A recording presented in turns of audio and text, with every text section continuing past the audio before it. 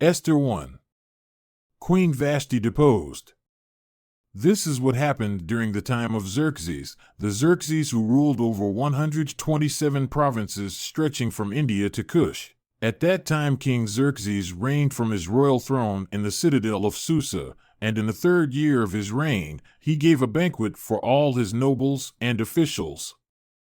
The military leaders of Persia and Media, the princes, and the nobles of the provinces were present.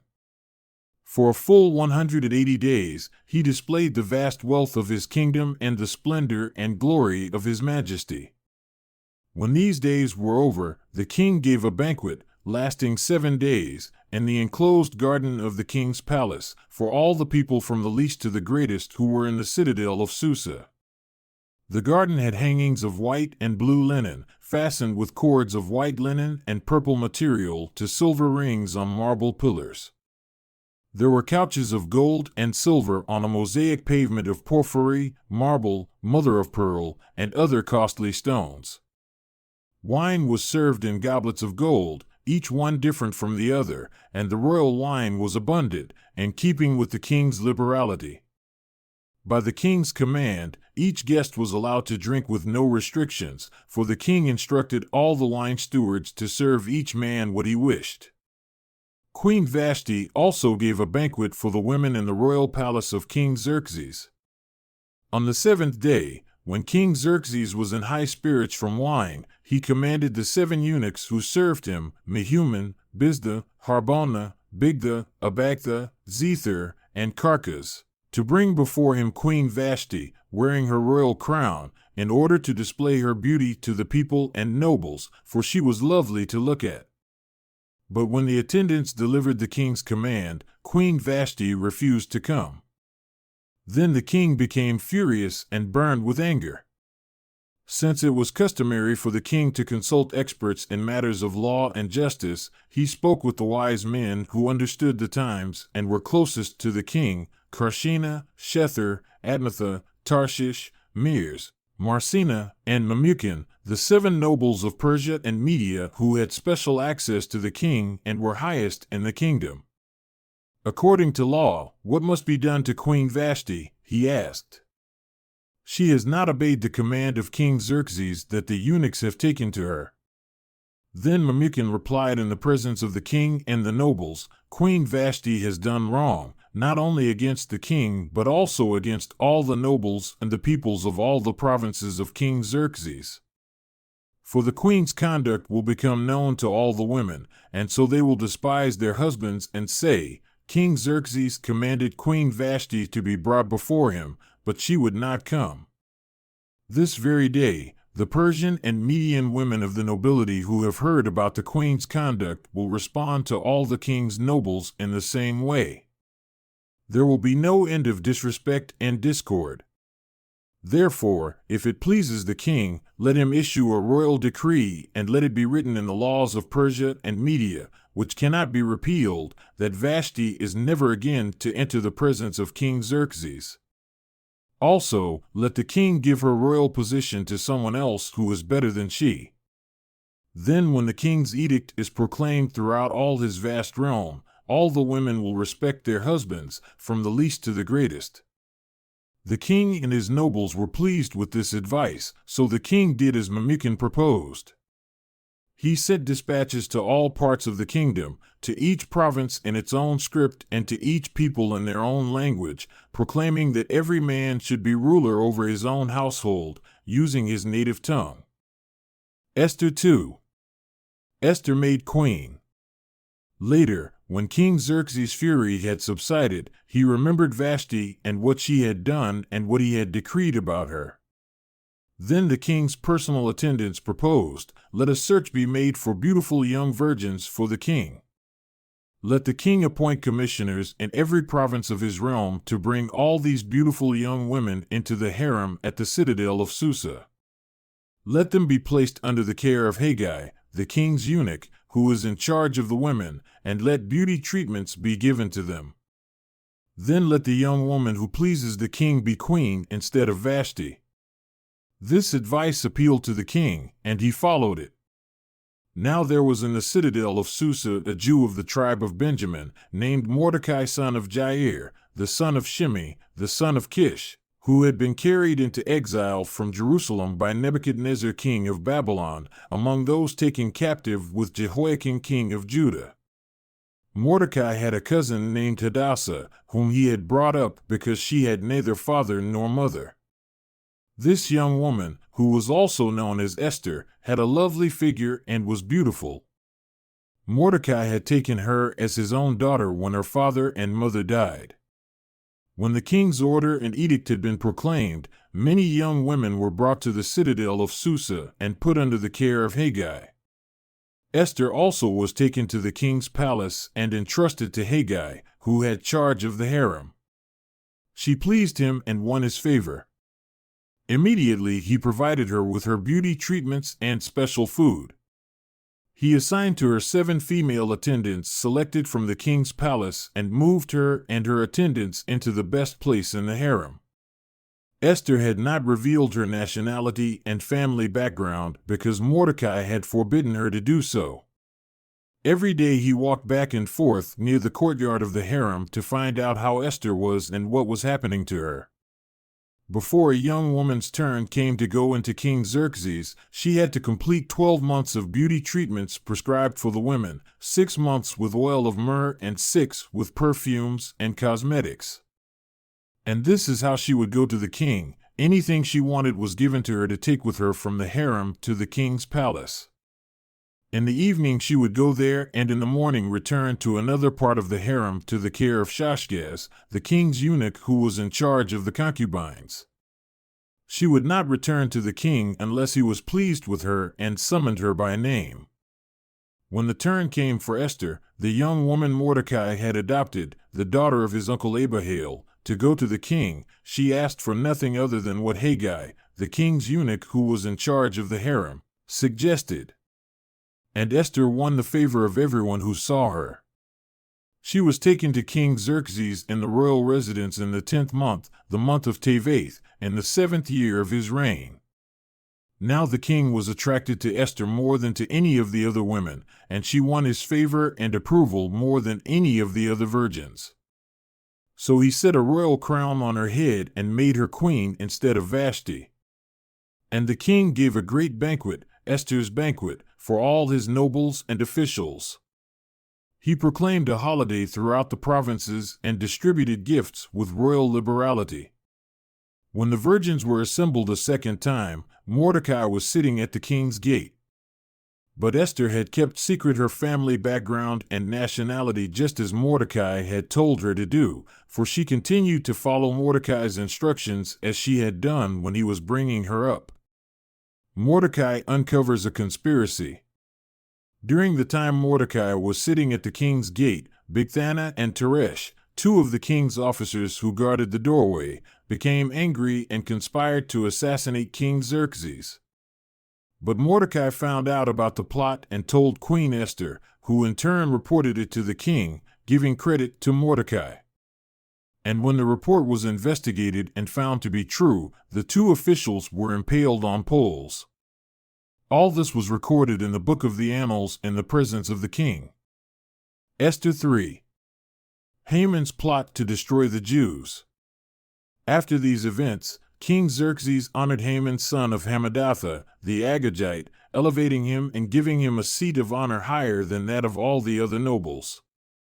All the royal officials at the king's gate knelt down and paid honor to Haman, for the king had commanded this concerning him. But Mordecai would not kneel down or pay him honor. Then the royal officials at the king's gate asked Mordecai, "Why do you disobey the king's command?" Day after day they spoke to him, but he refused to comply. Therefore they told Haman about it to see whether Mordecai's behavior would be tolerated, for he had told them he was a Jew. When Haman saw that Mordecai would not kneel down or pay him honor, he was enraged. Yet having learned who Mordecai's people were, he scorned the idea of killing only Mordecai. Instead, Haman looked for a way to destroy all Mordecai's people, the Jews, throughout the whole kingdom of Xerxes. In the 12th year of King Xerxes, in the first month, the month of Nisan, that is, the lot, was cast in the presence of Haman to select a day and month. And the lot fell on the 12th month, the month of Adar. Then Haman said to King Xerxes, "There is a certain people dispersed among the peoples in all the provinces of your kingdom who keep themselves separate. Their customs are different from those of all other people, and they do not obey the king's laws. It is not in the king's best interest to tolerate them. If it pleases the king, let a decree be issued to destroy them, and I will give 10,000 talents of silver to the king's administrators for the royal treasury." So the king took his signet ring from his finger and gave it to Haman son of Hammedatha, the Agagite, the enemy of the Jews. "Keep the money," the king said to Haman, "and do with the people as you please." Then on the 13th day of the first month, the royal secretaries were summoned. They wrote out in the script of each province and in the language of each people all Haman's orders to the king's satraps, the governors of the various provinces, and the nobles of the various peoples. These were written in the name of King Xerxes himself and sealed with his own ring. Dispatches were sent by couriers to all the king's provinces with the order to destroy, kill, and annihilate all the Jews, young and old, women and children, on a single day, the 13th day of the 12th month, the month of Adar, and to plunder their goods. A copy of the text of the edict was to be issued as law in every province and made known to the people of every nationality so they would be ready for that day. The couriers went out, spurred on by the king's command, and the edict was issued in the citadel of Susa.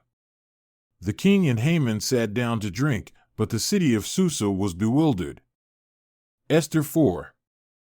Mordecai persuades Esther to help. When Mordecai learned of all that had been done, he tore his clothes, put on sackcloth and ashes, and went out into the city, wailing loudly and bitterly. But he went only as far as the king's gate, because no one clothed in sackcloth was allowed to enter it. In every province to which the edict and order of the king came, there was great mourning among the Jews, with fasting, weeping, and wailing. Many lay in sackcloth and ashes. When Esther's eunuchs and female attendants came and told her about Mordecai, she was in great distress. She sent clothes for him to put on instead of his sackcloth, but he would not accept them. Then Esther summoned Hathach, one of the king's eunuchs assigned to attend her, and ordered him to find out what was troubling Mordecai and why. So Hathach went out to Mordecai in the open square of the city in front of the king's gate. Mordecai told him everything that had happened to him, including the exact amount of money Haman had promised to pay into the royal treasury for the destruction of the Jews. He also gave him a copy of the text of the edict for their annihilation, which had been published in Susa, to show to Esther and explain it to her. And he told him to instruct her to go into the king's presence to beg for mercy and plead with him for her people. Hathach went back and reported to Esther what Mordecai had said. Then she instructed him to say to Mordecai, "All the king's officials and the people of the royal provinces know that for any man or woman who approaches the king in the inner court without being summoned, the king has but one law, that they be put to death unless the king extends the gold scepter to them and spares their lives. But 30 days have passed since I was called to go to the king." When Esther's words were reported to Mordecai, he sent back this answer: "Do not think that because you are in the king's house you alone of all the Jews will escape. For if you remain silent at this time, relief and deliverance for the Jews will arise from another place, but you and your father's family will perish. And who knows but that you have come to your royal position for such a time as this?" Then Esther sent this reply to Mordecai: "Go, gather together all the Jews who are in Susa, and fast for me. Do not eat or drink for 3 days, night or day. I and my attendants will fast as you do. When this is done, I will go to the king, even though it is against the law. And if I perish, I perish." So Mordecai went away and carried out all of Esther's instructions. Esther 5. Esther's request to the king. On the 3rd day, Esther put on her royal robes and stood in the inner court of the palace, in front of the king's hall. The king was sitting on his royal throne in the hall, facing the entrance. When he saw Queen Esther standing in the court, he was pleased with her and held out to her the gold scepter that was in his hand. So Esther approached and touched the tip of the scepter. Then the king asked, "What is it, Queen Esther? What is your request? Even up to half the kingdom, it will be given you." "If it pleases the king," replied Esther, "let the king, together with Haman, come today to a banquet I have prepared for him." "Bring Haman at once," the king said, "so that we may do what Esther asks." So the king and Haman went to the banquet Esther had prepared. As they were drinking wine, the king again asked Esther, "Now, what is your petition?" "It will be given you." "And what is your request?" "Even up to half the kingdom, it will be granted." Esther replied, "My petition and my request is this: if the king regards me with favor, and if it pleases the king to grant my petition and fulfill my request, let the king and Haman come tomorrow to the banquet I will prepare for them. Then I will answer the king's question." Haman's rage against Mordecai. Haman went out that day happy and in high spirits. But when he saw Mordecai at the king's gate and observed that he neither rose nor showed fear in his presence, he was filled with rage against Mordecai. Nevertheless, Haman restrained himself and went home. Calling together his friends and Zeresh, his wife, Haman boasted to them about his vast wealth, his many sons, and all the ways the king had honored him and how he had elevated him above the other nobles and officials. "And that's not all," Haman added. "I'm the only person Queen Esther invited to accompany the king to the banquet she gave. And she has invited me along with the king tomorrow. But all this gives me no satisfaction as long as I see that Jew Mordecai sitting at the king's gate." His wife Zeresh and all his friends said to him, "Have a pole set up, reaching to a height of 50 cubits, and ask the king in the morning to have Mordecai impaled on it. Then go with the king to the banquet and enjoy yourself." This suggestion delighted Haman, and he had the pole set up. Esther 6. Mordecai honored. That night the king could not sleep, so he ordered the book of the Chronicles, the record of his reign, to be brought in and read to him. It was found recorded there that Mordecai had exposed Bigthana and Teresh, two of the king's officers who guarded the doorway, who had conspired to assassinate King Xerxes.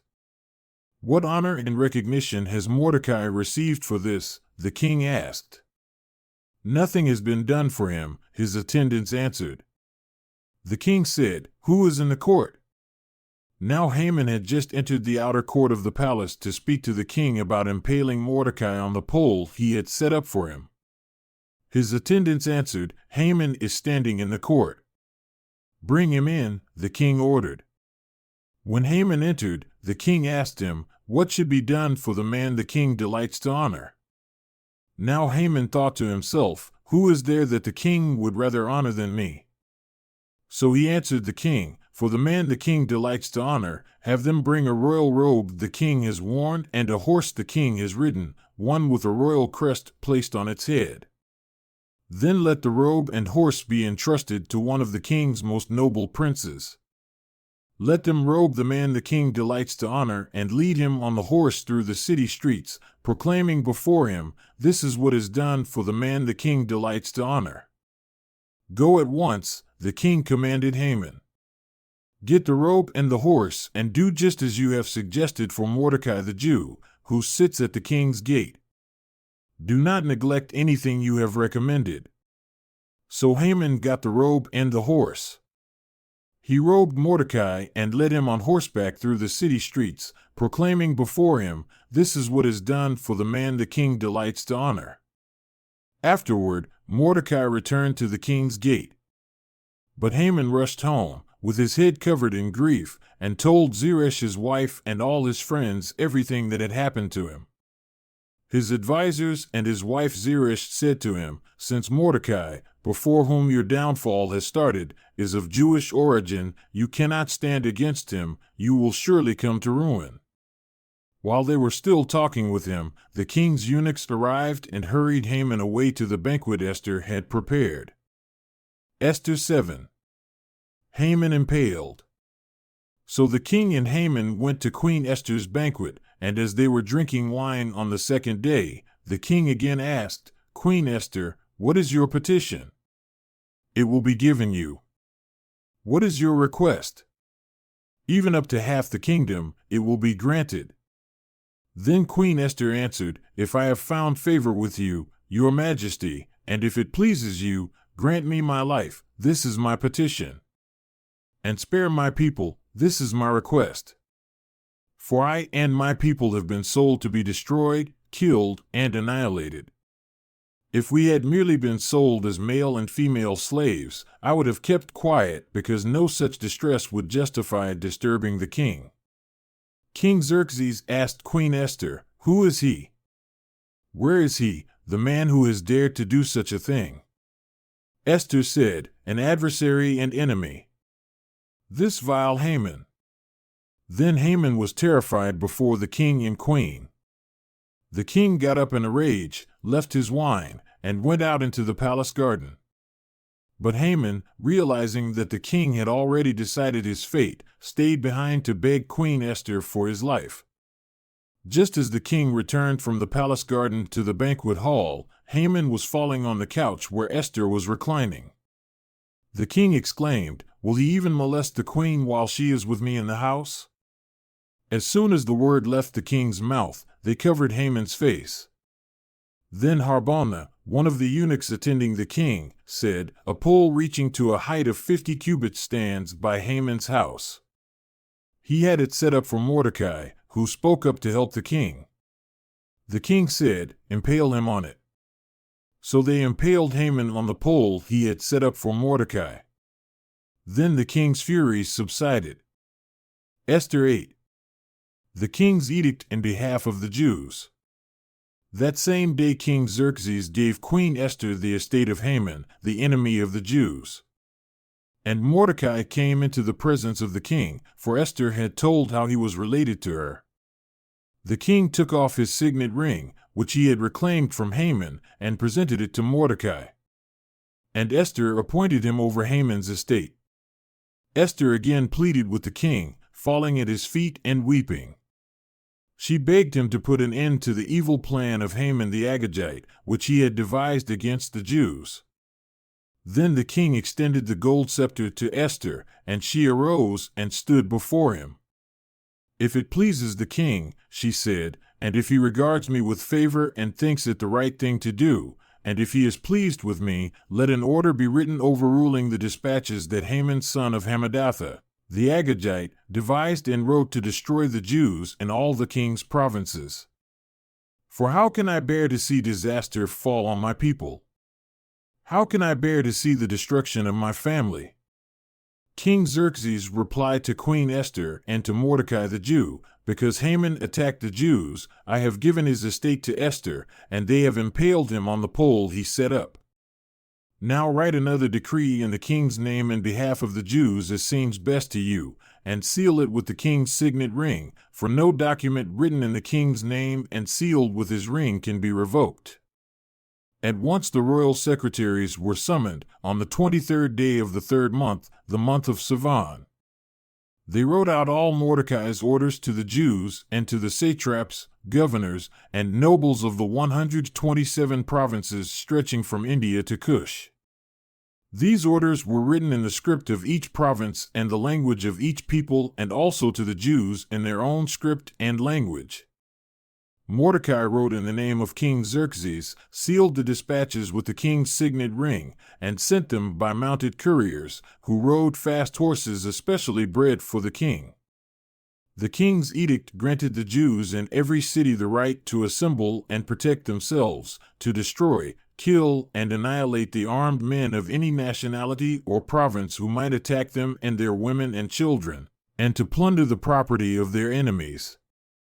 The day appointed for the Jews to do this in all the provinces of King Xerxes was the 13th day of the 12th month, the month of Adar. A copy of the text of the edict was to be issued as law in every province and made known to the people of every nationality so that the Jews would be ready on that day to avenge themselves on their enemies. The couriers, riding the royal horses, went out, spurred on by the king's command. And the edict was issued in the citadel of Susa. When Mordecai left the king's presence, he was wearing royal garments of blue and white, a large crown of gold, and a purple robe of fine linen. And the city of Susa held a joyous celebration. For the Jews, it was a time of happiness and joy, gladness and honor. In every province and in every city to which the edict of the king came, there was joy and gladness among the Jews, with feasting and celebrating. And many people of other nationalities became Jews because fear of the Jews had seized them. Esther 9. Triumph of the Jews. On the 13th day of the 12th month, the month of Adar, the edict commanded by the king was to be carried out.